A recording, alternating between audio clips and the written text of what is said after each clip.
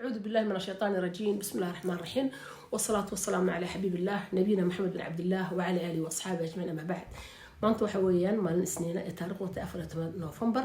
waxaan salaamayaa shacabka reer Soomaaliland meel kasta caalamka joogtaanba. waxaan ku codsanayaa shacabka reer Soomaaliland, culimada diinka, dhalinyarada, waxa garadka aqoonyahanka, maantada cid walba ilaa ciidi baan codsanayaa anoo amalkiisa in nabadda ilaalisaan. wadankiina waa wadan qani oo qurux badan, idinkaa dhisay, idinkaa qurxiyay, idinkaa soo saaray doorashooyin qurux badan baynu soo marnay.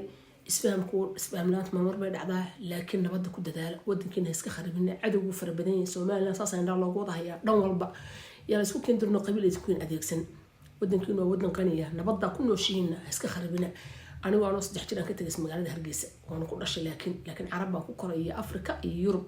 marka walaalayaal, jacaylka aan u qabo Hargeysa iyo Soomaaliland oo dhan, Ilaahay baa qiyaas kale ilaaliya nabadda.